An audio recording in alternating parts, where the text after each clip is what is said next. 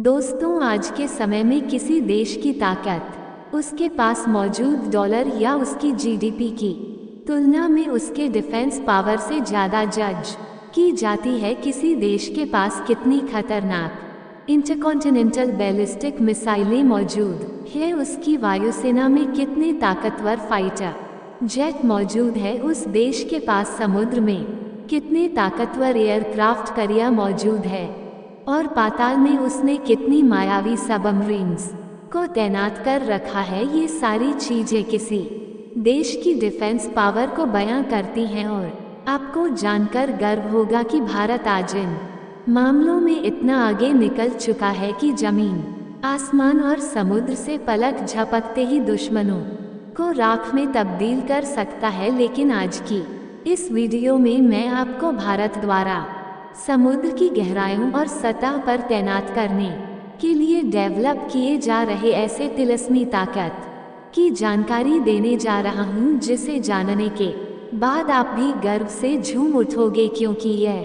ताकत आने वाले समय में दुश्मनों के लिए बवंडर साबित होने वाली है। जी हां, हम बात कर रहे हैं भारत की ऐसी न्यूक्लियर पावर्ड सबमरीन के बारे में जो दुनिया की सबसे खतरनाक बैलिस्टिक मिसाइलों से लेस होगी, और भारत के उस एयरक्राफ्ट कैरियर के बारे में जिसे ऑपरेट करने के लिए 102 सालों तक नए ईंधन की जरूरत ही नहीं होगी। कैसा लगा आपको? चौंक गए ना आप? अब अगर आपको लग रहा हो कि मैं आपको भारत के उस प्लान की जानकारी देने जा रहा हूं जो 50 साल बाद कागज से निकलकर वास्तविक स्थिति में आएगा, तो आपको बता दूं कि भारत ने इसको लेकर तैयारी स्टार्ट कर दी है और आप सिर्फ चंद सालों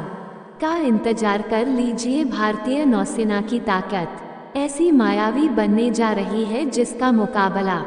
चीन छोड़िए अमेरिका भी नहीं कर पाएगा।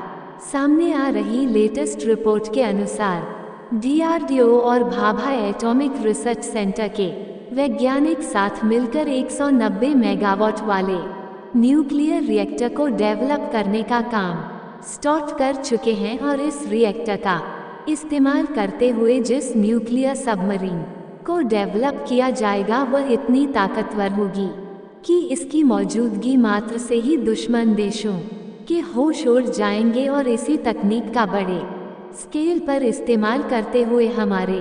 वैज्ञानिक एक और अत्याधुनिक न्यूक्लियर रिएक्टर को डेवलप करने पर फोकस कर रहे हैं, जो भारत के आगामी न्यूक्लियर एयरक्राफ्ट कैरियर में इंस्टॉल किया जाएगा, जिससे इस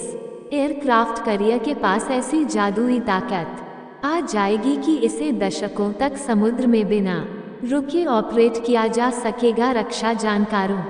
की माने तो भारत द्वारा उठाया गया ये कदम न केवल हमारी आत्मनिर्भरता का प्रतीक बनेगा, बल्कि उस सपने को भी साकार करने का माध्यम होगा जिसमें भारत अपनी पावर और सुरक्षा के लिए किसी दूसरे देश पर निर्भर नहीं रहेगा। न्यूक्लियर एनर्जी से चलने वाला यह एयरक्राफ्ट कैरियर भारत को उन देशों की पंक्ति में लाकर खड़ा कर देगा जिन्हें दुनिया का सुपर पावर कहा जाता है।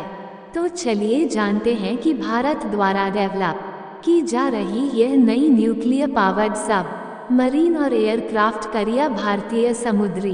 ताकत में किस तरह से गेम चेंजर साबित होंगे, और इनको लेकर भारत की पूरी प्लानिंग क्या है। लेकिन भारत समुद्र में एक साथ दो मायावी हथियारों को उतारने की तैयारी स्टार्ट कर चुका है। इसके लिए वीडियो को एक लाइक और कमेंट बॉक्स में जय हिंद का एक प्यारा सा मैसेज जरूर टाइप कीजिए। ध्यान रहे, जय हिंद लिखना हर एक भारतीय के लिए काफी सम्मान की बात है।